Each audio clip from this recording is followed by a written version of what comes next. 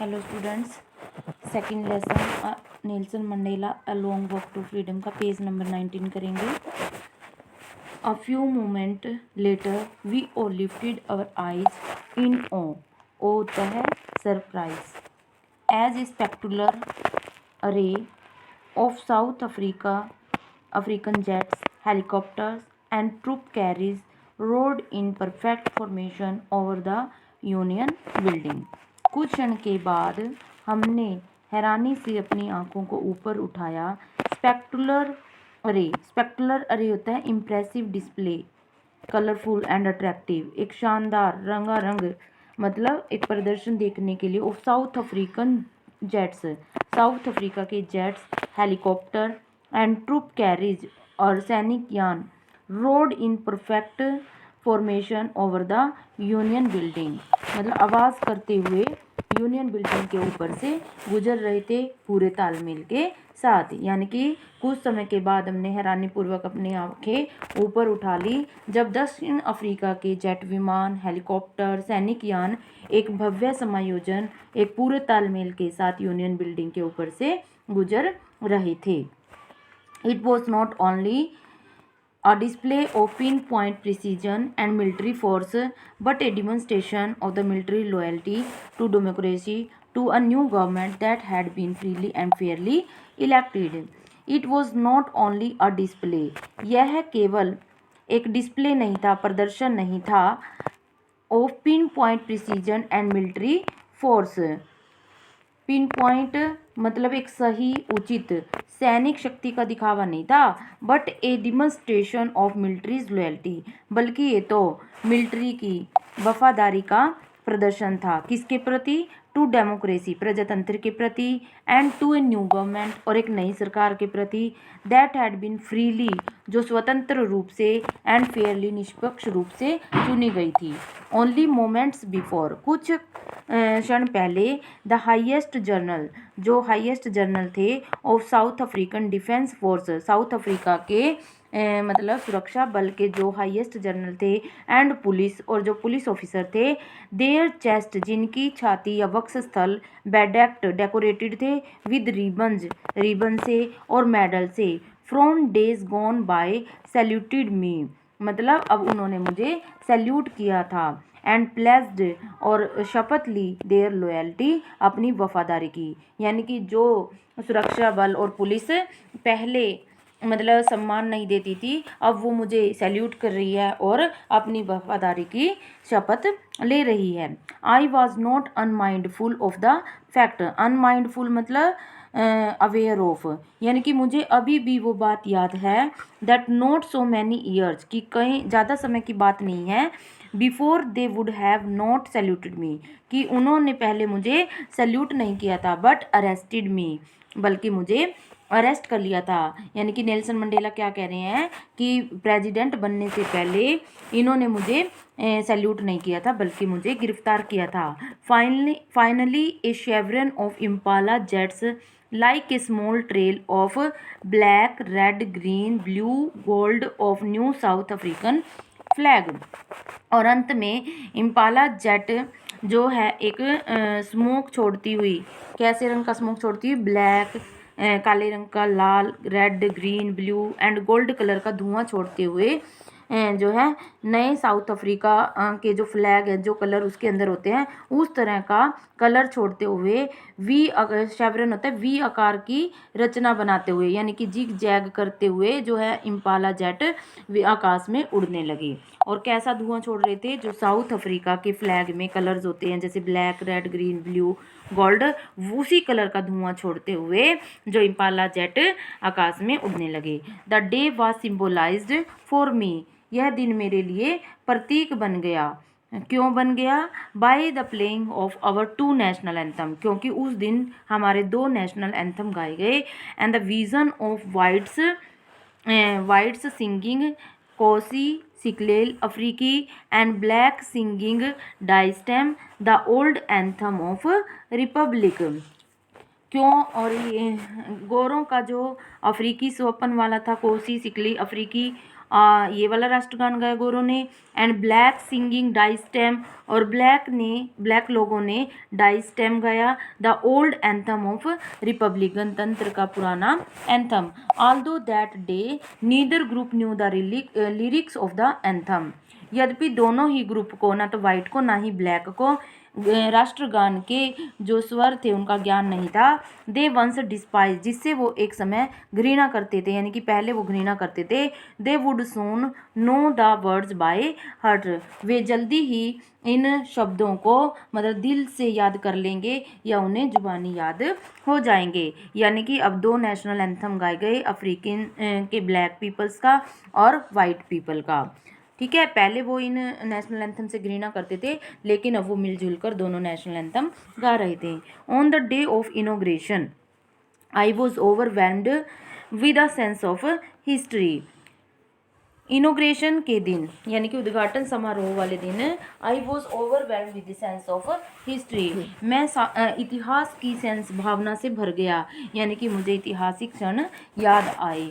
In the first decade of the 20th century, 20वीं शताब्दी के पहले दशक में, अ फ्यू ईयर्स आफ्टर, कुछ साल बाद, the bitter Anglo Boer war, bitter मतलब एक भयंकर, एंग्लो बोर युद्ध हुआ था। बिफोर माई ओन बर्थ, मेरे बर्थ से, मेरे खुद के बर्थ से पहले। The white skinned people of South Africa, South Africa की सफ़ेद चमड़ी वाले लोगों ने पैच्ड अप देयर डिफरेंस, एक डिफरेंस क्रिएट कर दिया। And erected a system of racial domination, और एक मतलब रेशियल डोमिनेशन होता है रंग भेद पर आधारित एक ऐसे सिस्टम की संरचना की, या एक ऐसा सिस्टम शुरू कर दिया against the dark skinned people of their own land, अपने खुद की ही ज़मीन पर डार्क कलर की स्किन वाले लोगों के विरुद्ध एक ऐसा सिस्टम क्रिएट कर दिया गया जहाँ पर मतलब उनके साथ भेदभाव किया जाता था। The structure they created formed the basis of one of the harshest, most inhumane societies the world has ever known. The structure they created formed, जो ढांचा स्ट्रक्चर उन्होंने बनाया था, यानी कि जो रेशियल डोमिनेशन या रेशियल डिस्क्रिमिनेशन की जो नीति उन्होंने अपनाई थी, अपार्थाइड की जो नीति अपनाई थी, वो मतलब इतनी हरासेस्ट, इतनी क्रूर और इतनी इनह्यूमन मतलब अमानवीय थी, जो कि संसार की किसी भी सोसाइटी में पहले देखी गई हो। यानी कि बहुत ज़्यादा क्रूर और अमानवीय व्यवहार करना उन्होंने डार्क स्किन्ड लोगों के प्रति शुरू कर दिया था। And my own 8th decade as a man, और मनुष्य के रूप में मेरे 8वें डिकेड में, 8वें दशक में, दैट सिस्टम हैड बीन, जो ये सिस्टम था वो ओवरटर्न्ड फॉर एवर, हमेशा के लिए ख़त्म हो गया। And replaced by one that recognise the rights and freedom of all people regardless of the colour of their skin, और ये सिस्टम तो अब चेंज हो गया, ओवरटर्न पलटा दिया गया। एंड रिप्लेस, और इस सिस्टम के स्थान पर एक ऐसा सिस्टम स्थापित हुआ जहाँ पर सभी लोगों को रंग भेद की नीति के लिए नहीं बल्कि उनके अधिकारों और स्वतंत्रता के लिए पहचाना जाता था। यानी कि अब रंग भेद की नीति को, अपार्थाइड सिस्टम को पूरी तरह से ख़त्म कर दिया गया था। अब लोगों को अधिकार और अपनी स्वतंत्रता मिल चुकी थी। That day had come about through the unimaginable sacrifices of thousands of my people whose suffering and courage can never be counted or repaid. और ये जो दिन है, हमें जो देखने को आज मतलब देखने का जो हमें मौका मिला है इस दिन का, ये किसके कारण संभव हुआ है? अनइमेजिनेबल सेक्रीफाइसेस, जिसकी हम कल्पना भी नहीं कर सकते, ऐसे बलिदानों की वजह से ये दिन हमें देखने को संभव हुआ है। Of thousand of my people, हमारे देश के हजारों लोगों के मतलब अनइमेजिनेबल सेक्रीफाइसेस से ये संभव हो चुका है। People whose suffering and courage, ऐसे लोग थे वो जिनके बलिदानों को और साहस को हम न तो गिन सकते हैं, न ही उनको रिपे कर सकते हैं, न ही उनका बदला चुका सकते हैं। I felt that day as I have on so many other days and that I was simply the sum of all those African patriots होता है Deshbhagat, who fights for the country या who lives for their country, who loves of their country, जो देशभक्त हैं, who had gone before me। तो Nelson Mandela कहते हैं उस दिन मैंने ऐसे महसूस किया, I have on so many other day, जैसे कि मैं अन्य दिनों को महसूस करता था, that I was simply the sum of all those African patriots, कि मैं आज जो राष्ट्रपति बना हूँ वो किसके कारण संभव हुआ है, वो उन अफ्रीकन देशभक्तों के कारण संभव हुआ है जो आज यहाँ पर नहीं हैं। That long and noble line ended and now began again with me, वह लंबी और एक नोबल सभ्य लाइन जो थी उसका अंत हो गया है, और नाउ बिगिन अगेन विद मी, और वह अब मेरे द्वारा दोबारा से शुरू हुई है। आई वॉज पेन्ड, मुझे दुख हो रहा था, that I was not able to thank them, कि मैं उनको धन्यवाद नहीं कर सकता था, and that they were not able to see, और वो भी ये चीज़ देखने के लिए अनेबल थे, what their sacrifice had wrought, कि उनके सेक्रीफाइस की वजह से आज उन्हें इस अपार्थेड सिस्टम से इमेंसिपेशन मिली है। तो नेल्सन मंडेला कहते हैं कि मुझे इस बात का दुख है कि मैं उन अफ्रीकन पैट्रियोट्स का धन्यवाद नहीं कर सका, और वो भी इस इमेंसिपेशन जो उन्हें मुक्ति मिली है, ब्लैक कलर्ड लोगों को जो मतलब स्ट्रगल से मुक्ति मिली है, उसको वो देख नहीं पा रहे हैं, इस चीज़ का मुझे दुख था।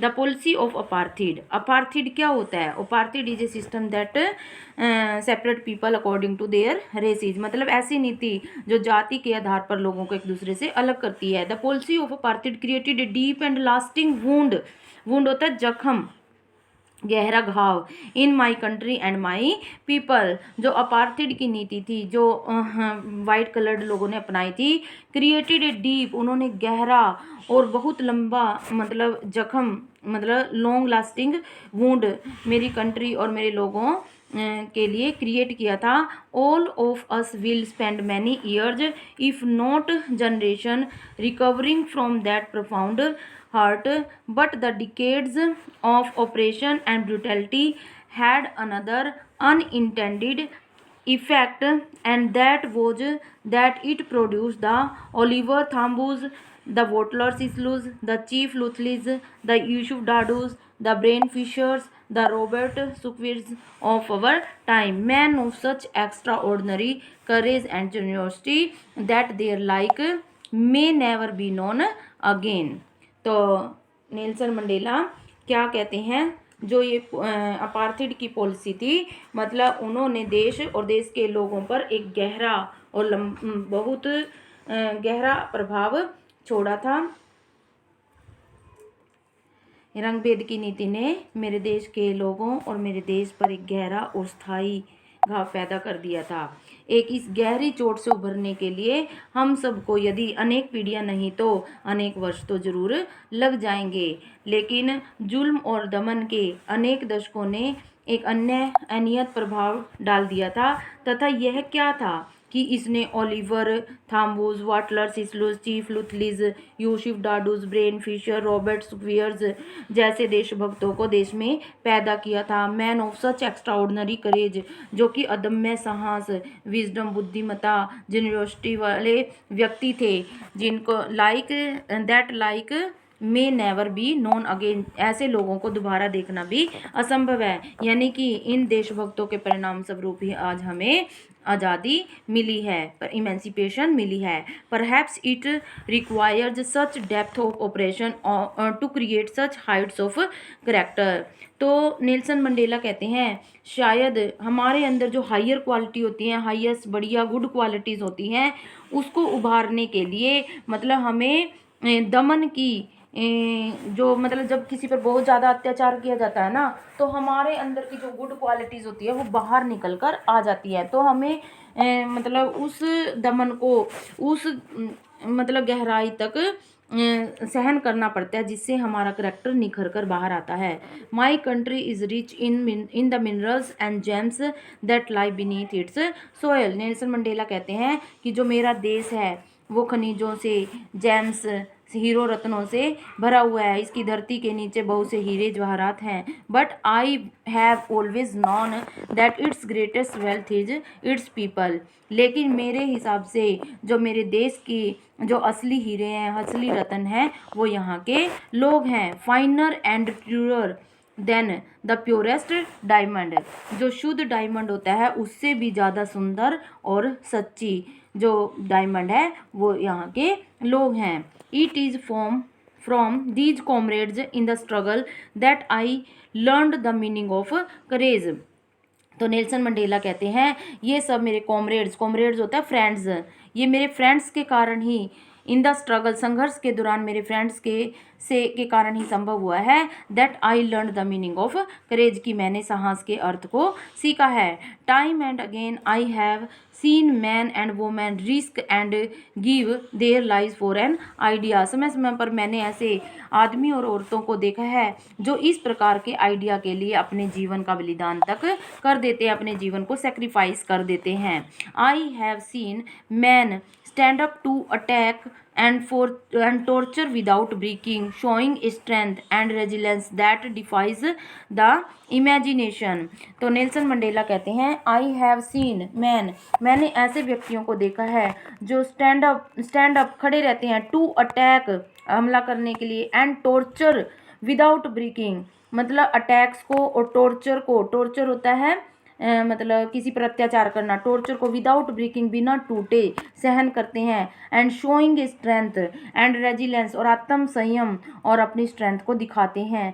दैट डिफाइज इमेजिनेशन, जो कल्पना से भी बाहर है। यानी कि ऐसे ऐसे लोग भी हैं जो बिना टूटे बिना मतलब अपनी शक्ति बिना टूटे इसको सहन करते हैं, टॉर्चर को सहन करते हैं, और उस टॉर्चर का या उनकी शक्ति का हम अंदाज़ा भी नहीं लगा सकते हैं। I learn that courage was not the absence of fear, मैंने सीखा या मैंने जाना कि साहस का मतलब जो है डर का अभाव नहीं है, but the triumph over it, बल्कि फियर पर ट्रायम्फ, विजय हासिल करना है। The brave man is not he, बहादुर व्यक्ति वह नहीं है, who does not feel afraid, जो डर को महसूस नहीं करता, but he who conquers that fear, बहादुर ब्रेव मैन वही है जो अपने फियर पर विजय हासिल कर लेता है, कॉन्कर हासिल कर लेता है, ट्रायम्फ हासिल कर लेता है। No one is born hating another person because of the colour of the skin or his background or his religion. No one is born, कोई भी व्यक्ति जन्म नहीं लेता, हेटिंग अनदर पर्सन, मतलब जब व्यक्ति जन्म लेता है तो उसके अंदर ये भावना नहीं होती, किसी के प्रति घृणा की भावना नहीं होती है, वो बिल्कुल अच्छे तरीके से जन्म लेता है, उसके अंदर कोई द्वेष वैर भावना नहीं होती है। किसके आधार पर? Because of the colour of their skin, चमड़ी के रंग के आधार पर कोई द्वेष भावना नहीं होती। और हिज पृष्ठभूमि, वो किस बैकग्राउंड का है, किस पृष्ठभूमि का है, इसके लिए भी कोई द्वेष भावना नहीं होती। और हिज रिलीजन, या फिर वो किस धर्म जाति का है, इसके लिए भी मनुष्य के अंदर कोई द्वेष भावना नहीं होती है जब वो जन्म लेता है। People must learn to hate, लोग तो नफरत करना सीखते हैं। And if they can learn to hate, यदि वो मतलब हेट करना सीखते हैं, they can be taught to love, तो वो लव करना भी तो सीख सकते हैं। For love comes more naturally to the human hearts than its opposite, क्योंकि जो लव है वो ज़्यादा नेचुरल तरीके से ह्यूमन हार्ट के अंदर होता है हेट की बजाय, क्योंकि हेट करना तो मनुष्य धरती पर आकर सीखता है, लेकिन जब मनुष्य जन्म लेता है तो वो उसके अंदर लव होता है, प्यार होता है, क्योंकि ये भगवान की देन है। तो मतलब नफ़रत की अपेक्षा जो है लव है वो मोर नेचुरल है।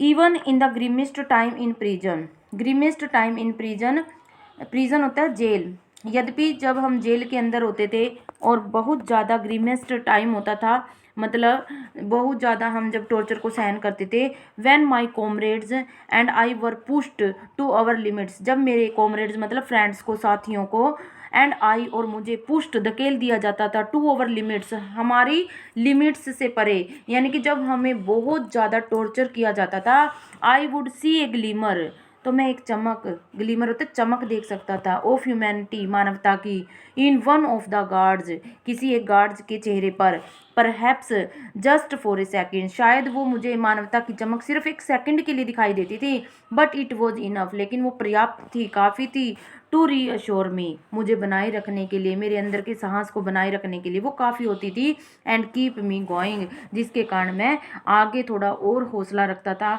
आशा बताता था अपने आप को।